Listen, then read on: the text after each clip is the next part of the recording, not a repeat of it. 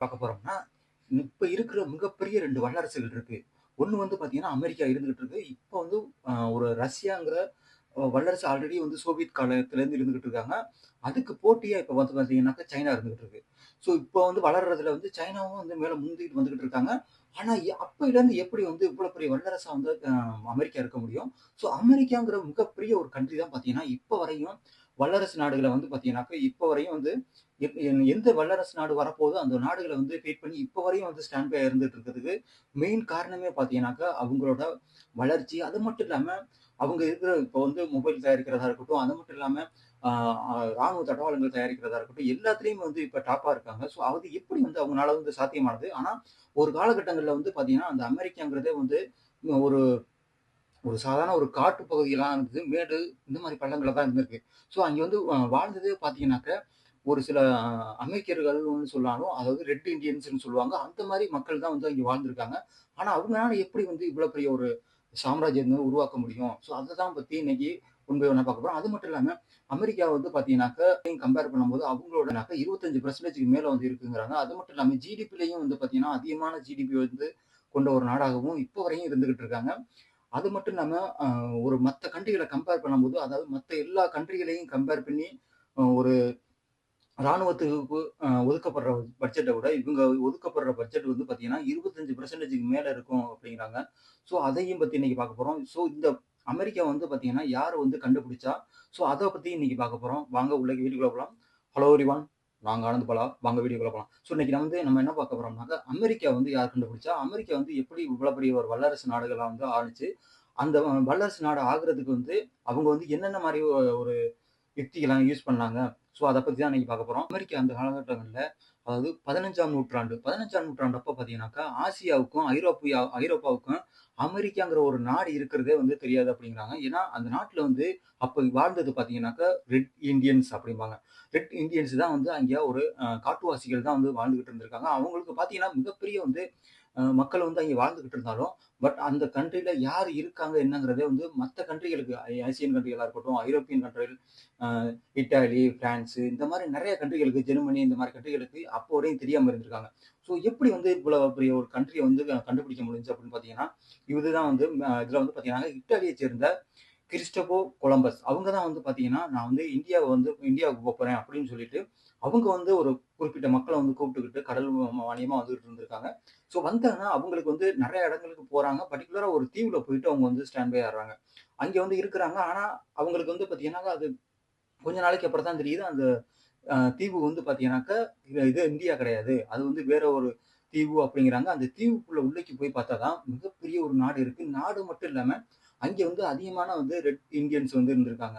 So இவங்க வந்து போய் உள்ளேக்கு வந்து அத கண்டுபிடிக்கிறாங்க. கொலம்பஸ் கண்டுபிடிக்கிறாங்க. கண்டுபிடிச்சுட்டு அதுக்கப்புறம் உள்ளேக்கு போயிட்டு அவங்கள வந்து ரெட் இண்டியன்ஸ வந்து கொடுமைப்படுத்துறதா இருக்கட்டும். அது மட்டும் இல்லாம அவங்கள ஒவ்வொருத்தவங்களா வந்து ரொம்ப வந்து கொடுமைப்படுத்தி தான் வந்து அவங்கள வெளியேத்திருக்காங்க அப்படிங்கிற மாரி சொல்றாங்க. ஏன்னா பூர்வக்குடி மக்கள் அப்படின்னு சொல்லுவாங்க அந்த ஊர் சொல்லப்படுற அவங்கள பூர்வக்குடி மக்களா வந்து அப்ப வரையும் வந்து அந்த நாட்டுல இருந்துட்டு இருந்திருக்காங்க.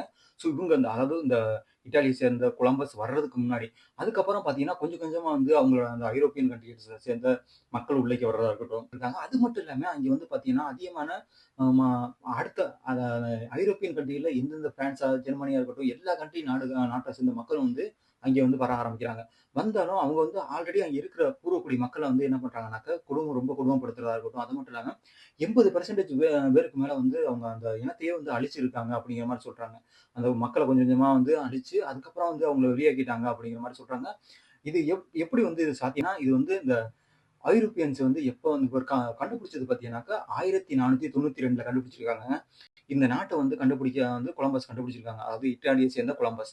ஸோ அதுக்கப்புறம் என்ன பண்றாருன்னா, நெறைய நாடுகள சேர்ந்த அதாவது ஜெர்மனியா இருக்கட்டும், ஸ்பெயினா இருக்கட்டும், மீத வந்து இப்போ வரையும் ஸ்பெயின் வந்து அதிகமா வந்து பேசப்படுறதுக்கான இப்ப நீங்க அமெரிக்காவுல போனீங்கன்னா, அமெரிக்காவுல வந்து அதிகமான அ ஸ் அ ஸ்பானிஷ் பேசுற மக்கள் வந்து அதிகமா இருப்பாங்கங்கிற மாரி சொல்றாங்க. அப்ப ஆட்சி பண்ணும்போது பார்த்தீங்கன்னா, அங்க வந்து மக்கள் வந்து அதிகமா இருந்ததாகவும், அந்த மாரி வந்து சொல்லிட்டு இருந்திருக்காங்க. ஏன்னா வந்து இவங்க வந்து ஒரு 100 வருஷம் வந்து ஆட்சி பண்ணியிருக்காங்க. ஸோ அதுக்கப்புறம் பார்த்தீங்கன்னாக்க இவங்க வந்து ஆட்சி பண்ணிட்டு இருக்கும்போது, அங்கே வந்து மக்களுக்கு வந்து அங்கே ஆல்ரெடி வந்து அங்கே பூர்வக்குடி மக்கள்லாம் இருக்காங்க பார்த்தீங்களா?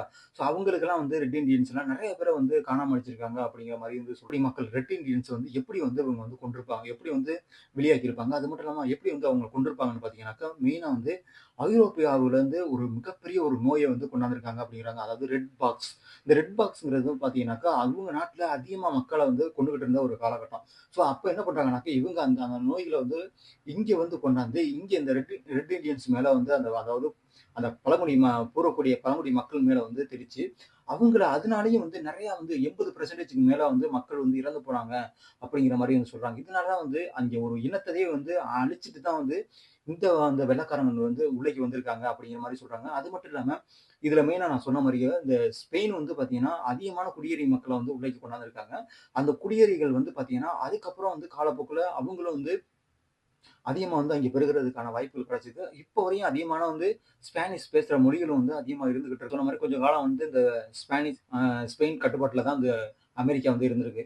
அதுக்கப்புறம் கொஞ்சம் காலம் போக போக மறுபடியும் வந்து பார்த்தீங்கன்னாக்கா 1600 ஆண்டு 600ஆம் ஆண்டுல பார்த்தீங்கன்னா, பிரிட்டிஷ் வந்து மறுபடியும் வந்து அவங்க வந்து எடுக்குறாங்க. எடுக்குறாங்க. ஏன்னா, அந்த காலகட்டங்கள்ல வந்து உலகத்தையே வந்து ஆண்டவங்கன்னு சொல்லலாம். அதாவது விதிவிலக்கு அதாவது அமெரிக்காவுக்கும் விதிவிலக்கு கிடையாது. ஸோ அவங்களையும் வந்து ஒரு ஆண்டுருக்காங்க அப்படிங்கிற மாரி சொல்றாங்க. 100 ஆண்டுகள் வந்து இந்த பிரிட்டிஷ்காரர்களும் வந்து இந்த அமெரிக்காவ வந்து ஆண்டிருக்காங்க. இவங்க 100 வருஷம் வந்து இவங்கள வந்து ஆண்டிருக்க முடியும் அப்படின்னாக்க, அந்த அந்த ஸ்பெயின் வந்து முடிஞ்சிருச்சு. அதுக்கப்புறம் அவங்க வெளியேறிறாங்க. இவங்க வந்து அமெரிக்கா வந்து பார்த்தீங்கன்னாக்கா, அப்போதைக்கு நெறைய அதாவது ஐரோப்பியன் சேர்ந்து தான் அதிகமா இருக்காங்க. அங்க யாரும் வந்து ரெட் இண்டியன்ஸ் யாரும் கிடையாது. ஆனா ஒரு 20% ரெட் இண்டியன்ஸ் தான் வந்து அங்க இருந்துகிட்டு இருக்காங்க. அதுக்கப்புறம் வந்து இவங்க வந்து பிரிட்டிஷ்காரர்கள் அதாவது அங்க இப்போ உள்ள மன்னர்கள் ஆட்சி இப்ப மன்னர்கள் வந்து பார்த்தீங்கன்னா, மறுபடியும் டேக் ஓவர் பண்றாங்க. அந்த டேக் ஓவர் பண்ணி அவங்க 100 வருஷம் வந்து அங்க ஆட்சி பண்றாங்க அப்படிங்கிறாங்க. அந்த 100 வருஷம் ஆட்சி பண்ணும்போதும், அந்த இருக்கிற 20% ரெட் இண்டியன்ஸ் வந்து அதிகமான வந்து அ துன்பப்படுத்துறதா இருக்கட்டும், அவங்கள வந்து காலனி ஆதிக்க முறையில வந்து அவங்கள ரொம்ப கொடுமைப்படுத்தி, அந்த 20% இல்லாம பண்ணியிருக்காங்க அப்படிங்கிற மாரி சொல்றாங்க. ஸோ அதுக்கப்புறம் என்ன பண்றாங்கன்னா, இந்த அமெரிக்கன்ஸ் அதிகமா வந்து ஆல்ரெடி வந்தாங்க பார்த்தீங்களா? இந்த ஐரோப்பியன்ஸ் எல்லாமே வந்து மறுபடியும் மிகப்பெரிய ஒரு போராட்டம் நடக்குது. ஏன்னா நம்ம நாட்ல வந்து அப்பதான் வந்து நம்ம நாட்டிலேயே வந்து இவங்க வந்து அ யாரு பிரிட்டிஷ்காரங்கள வந்து நம்ம இதுல பண்ணிக்கிட்டு இருந்தாங்க. அப்போ வந்து பார்த்தீங்கன்னா நம்ம இதுல வந்து அகிம்சை வழியில வந்து நம்ம வந்து போராடியிருப்போம். நம்ம காந்தியா இருக்கட்டும், நம்ம எல்லாரையுமே வந்து நம்ம சுதந்திர போராட்ட தியாகிகள் எல்லாருமே வந்து பார்த்தீங்கன்னா, அ யாருமே வந்து ஆயுதம் எடுத்து போராடல. போராடுனது பார்த்தீங்கன்னா, நம்ம சுபாஷ் சந்திர போஸ் மட்டும் தான். பர்ட்டிகுலரா ஆனா இவங்க அப்படியே ஆப்போசிட்ன்னு சொல்லலாம். ஏன்னா, இப்ப இவ்வளவு பெரிய வல்லரசா இருக்கிறதுக்கு மெயின் காரணமே வந்து, அவங்க வந்து எதையுமே வந்து அகிம்சை வழியில ஒரு ஒரு சிலது தான் வந்து அகிம்சை வழியில முடியும். எல்லாத்தையும் வந்து அகிம்சை வழியில போனோம்னா, கண்டிப்பா நம்ம அதுல சக்சஸ் ஆக முடியாதுங்கிறதுக்கு ஒரு எடுத்துக்காட்டு அமெரிக்கான்னு சொல்லலாம். அந்த காலகட்டங்களிலே மிகப்பெரிய ஒரு போராட்டம் வெடிக்குது அவங்களுக்குள்ள. போராட்டம் வெடிச்சோனே, அதுக்கப்புறம் மறுபடியும் அதுல மிகப்பெரிய ஒரு சக்சஸா ஆகுறாங்க அமெரிக்கர்ஸ். ஸோ அந்த 100 வருஷம் முடிஞ்ச உடனே இவங்க வந்து வெளியேறுறாங்க. யாரு பிரிட்டிஷ்காரர்கள் வந்து அந்த காலனி ஆதிக்கம் முறை வந்து வெளியேறுது. மிகப்பெரிய வெற்றி பெறாங்க. அதுக்கப்புறம் அவங்க வெளியேறாங்க. எப்பன்னா, ஜூலை 4 1776ல பார்த்தீங்கன்னாக்கா, இவங்க வந்து வெற்றி பெறாங்க அமெரிக்கன்ஸ். ஸோ அதுக்கப்புறம் இவங்க வந்து பார்த்தீங்கன்னாக்கா, ஒரு சுதந்திர நாடாக வந்து மாறுறாங்க. இந்த இதுல நாடுகள வந்து பார்த்தீங்கன்னாக்கா, இவங்க மாறுறதுனால பக்கத்துல உள்ள நெறைய கண்ட்ரிகள வந்து மாகாணங்கள் அதாவது நெறைய கண்ட்ரிகள் வந்து இருந்திருக்கு. ஏன்னா, இப்ப இருக்கிற வந்து யுனைட்டட் ஸ்டேட் அப்படிம்பாங்க. இந்த யுனைட்டட் ஸ்டேட்ங்கிற பேரு எப்படி வந்துச்சுனாக்க, இவங்க ஒரு சின்ன ஒரு தீவா தான் நான் சொன்ன மாரி கொலம்பஸ் வந்து ஃபர்ஸ்ட் போய் கண்டுபிடிச்சது ஒரு தீவ தான் வந்து கண்டுபிடிச்சிருக்காங்க. ஸோ அதுக்கப்புறம் தான் பார்த்தீங்கன்னா, பக்கத்துல உள்ள குட்டி, குட்டி நாடுகள வந்து எல்லாத்தையும் வந்து ஒண்ணு இணைச்சு, அத வந்து ஒரு 50 மாகாணம் வந்து சேர்ந்தது தான் வந்து ஒரு யுனைட்டட் ஸ்டேட் அப்படிங்கிறாங்க. ஒரு அமெரிக்கா அப்படிங்கிறாங்க. ஸோ அததான் வந்து இப்போ வரையும் வந்து இணைச்சு, மிகப்பெரிய ஒரு வல்லரசு நாடுகளா வந்து இருந்துகிட்டு இருக்காங்க. அதுக்கப்புறம் என்ன பண்றாங்கன்னாக்க, இவங்க உலகத்திலேயே வந்து முறையா வந்து மக்களவை தேர்தல் வந்து அறிமுகப்படுத்தினதும் பார்த்தீங்கன்னாக்க, இந்த அமெரிக்கர்ஸ் தான். ஸோ அததான் வந்து மக்கள் வந்து அதிகமா ஓட்டு முறையில வந்து ஆட்கள தேர்ந்தெடுப்போம் அப்படிங்கிற ஒரு யோசனைய சொல்றாங்க. அதுக்கப்புறம் வந்து அந்த ஓட்டு முறையும் வந்து நடைமுறைக்கு வருது அப்படிங்கிறாங்க. ஆனா அப்பதான் ஒரு ஆள வந்து நம்ம ஒரு பிரசிடென்ட்டா யாராவது தேர்ந்தெடுப்போம். அதுக்கப்புறம் அவங்கள வந்து ஆட்சி பண்ணட்டும்.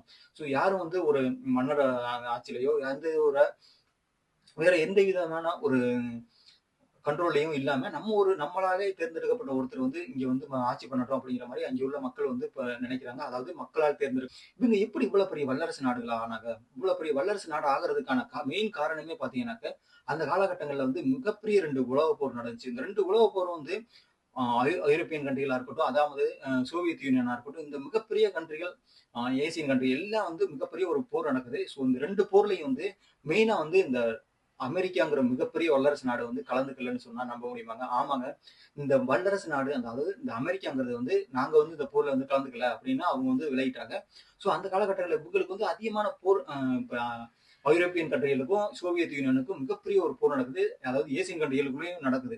ஜப்பானா இருக்கட்டும், நெறைய கண்ட்ரிகள் வந்து நடந்துகிட்டு இருக்கு. பர்ட்டிகுலரா வந்து அந்த அமெரிக்கா வந்து என்ன பண்றாங்கன்னாக்கா, இப்பதான் இவங்க கரெக்ட்டா வந்து ஒரு காய் நகர்த்துறாங்க.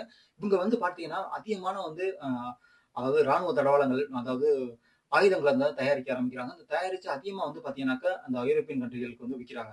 ஸோ இந்த விக்கிறனால வந்து பார்த்தீங்கன்னா, இவங்களுக்கு அதிகமான பணங்கள் வந்து அப்பயே வருது. பணம் அதிகமாக அதிகமாக இவங்களோட பொருளாதாரமும் அதிகமாகிட்டே இருக்குது. ஸோ ஒரு காலகட்டத்தில வந்து பார்த்தீங்கன்னா, ஐரோப்பியன் கண்ட்ரிகள்ட்ட இருக்கிற பணங்கள்லாம் வந்து அதோட வேல்யூ வந்து கம்மியாகிட்டே இருக்கு. ஏன்னா, அவங்க அதிகமா வந்து போர் பண்ணிட்டு இருக்காங்க. டாலர் வேல்யூ வந்து இப்ப அதிகமாயிட்டு இருக்கு. ஸோ வேல்யூ அதிகமாக, அதிகமாக இவங்களோட பண மதிப்பும் வந்து அதிகமாயிருது. அப்பதான் வந்து பார்த்தீங்கன்னா, இவங்களோட வல்லரசு இவங்களோட லெவலும் வந்து அதிகமாயிட்டு இருக்கு. அப்பதான் வந்து என்ன பண்றாங்கன்னாக்கா, எல்லா நாடுகளும் வந்து ஓகே நம்மளும் வந்து டாலர வந்து டிஃபெண்ட் பண்ணியிருப்போம். ஏன்னா, இப்ப வந்து இருக்கிற எல்லா நாடுகளுமே வந்து டாலர டிபெண்ட் பண்ணி தான் இருக்காங்க. யாருமே அவங்களுக்கு ஓன் கரன்சிய அவங்க நாட்டுல மட்டும் தான் பயன்படுத்த முடியும். ஆனா, யுஎஸ்ங்கிற ஒரு மிகப்பெரிய அந்த டாலர் வந்து பார்த்தீங்கன்னா, நீங்க எல்லா நாட்டிலயும் வந்து யூஸ் பண்ணலாம். ஸோ அந்த மெயின் காரணமே பார்த்தீங்கன்னா, அந்த காலகட்டங்கள்ல நடந்த மிகப்பெரிய இந்த 2 உலகப் போர் தான் அப்படின்னு சொல்றாங்க. அந்த 2 உலகப் போர்னால தான் வந்து அவங்க வந்து அதுல கலந்துக்கல. ஆனா, அப்போ வந்து இருக்கிற ராணுவ சப்ளைகள் எல்லாம் வந்து எல்லாமே இவங்க தான் பண்ணியிருக்காங்க அப்படிங்கிற மாரி சொல்றாங்க. அப்புறம் இப்போ வரையும் பார்த்தீங்கன்னா, இந்தியன்ஸ் வந்து அதிகமான இங்க ஐஐடில படிக்கிறவங்களா இருக்கட்டும், அதாவது ஐஎம்எம்ல படிக்கிறவங்க இருக்கட்டும், எல்லாருமே வந்து பார்த்தீங்கன்னா, இப்ப அதிகமா அமெரிக்காவுல வந்து மிகப்பெரிய ஒரு போஸ்டிங்ல இருப்பாங்க. அவங்களோட மெயின் குறிக்கோளே பார்த்தீங்கன்னாக்கா, எல்லா நாடுகளுக்கும் வந்து பார்த்தீங்கன்னா, நல்ல ஒரு நாலேட்ஜ் உள்ளவங்க வந்து பார்த்தீங்கன்னாக்கா, கண்டிப்பா அவங்க வரலாம். அவங்க நாட்டுக்குள்ள வரலாம். அவங்க நாட்டுக்கு வந்து இமிடியேட்டா அவங்களுக்கு வந்து குடியுரிமை குடுத்து, அவங்கள வந்து ரெகக்னைஸ் பண்ணி, அவங்களுக்கு வேலை வாய்ப்புகள குடுக்குறதா இருக்கட்டும், எல்லாத்துலயும் வந்து இந்த அமெரிக்கா வந்து ஈடுபடுறாங்க. ஏன் வந்து இந்த மாரி அடுத்த கண்ட்ரிக்காரங்கள வந்து உள்ளேயே கொண்டு வர்றாங்கன்னு பார்த்தீங்கன்னா, இப்ப ரீசென்ட்டா கூட H1B விசா முறைய வந்து அவங்க வந்து அதாவது அதோட காஸ்ட்ட வந்து அதிகப்படுத்துறோம் அப்படிங்கிற மாரி சொன்னாங்க. 88,00,000 வரப்போகுது. நம்ம இந்தியன் மதிப்புல பார்த்தீங்கன்னாக்கா, ₹1,00,00,000 மேல வரும் அப்படிங்கிற மாரி சொல்றாங்க. அந்த காலகட்டங்கள்ல வந்து இத வந்து கொண்டாடுனாங்கன்னு பார்த்தீங்கன்னாக்கா, இப்போ வரையும் வந்து நம்ம சுந்தர் பிச்சையா இருக்கட்டும், கூகுள் சுந்தர் பிச்சையா இருக்கட்டும், அது மட்டும் இல்லாம சுனிதா வில்லியம்ஸா இருக்கட்டும், அது மட்டும் இல்லாம கல்பனா சாவ்லா இருக்கட்டும், இவங்க எல்லாருமே வந்து இந்தியன்ஸ் தான். ஸோ இவங்கலாம் வந்து மிகப்பெரிய ஒரு மூளை. ஏன்னா இவங்க வந்து நம்ம நாட்டுல வந்து இந்த மாரி பண்ணியிருந்தாங்கன்னா, ஏன்னா நம்ம நாட்டுல அந்த அளவுக்கு வந்து டெக்னாலஜியோ அந்த மாரி ஒரு எந்த விதமான ஒரு அடிப்படை வசதிகளோ வந்து அந்த காலகட்டங்கள்ல இல்ல. இப்ப இருக்கு. ஆனா இப்ப வந்து அதிகமா இருக்கு. நம்ம நாடு வளர்ந்துகிட்டு இருக்கு. ஆனா அந்த காலகட்டங்கள்ல இல்ல. ஸோ இவங்க எல்லாருமே வந்து அந்த நாடுகளுக்கு போயிட்டு அவங்களுக்கு வந்து சம்பாரிச்சு கொடுக்க ஆரம்பிச்சாங்க. ஸோ அதனால தான் வந்து இது மாரி மத்த கண்ட்ரிகள்ல இருந்து அதிகமான மக்கள் வந்து அங்க போயிட்டு, அதாவது நல்ல ஒரு வெல் எஜுகேட்டட் பீப்பிள் வந்து அங்க போயிட்டு, அதுக்கப்புறம் வந்து பார்த்தீங்கன்னாக்கா, அந்த நாடு வந்து இவ்வளோ பெரிய வல்லரசு நாடா இருந்துட்டு இருக்கு.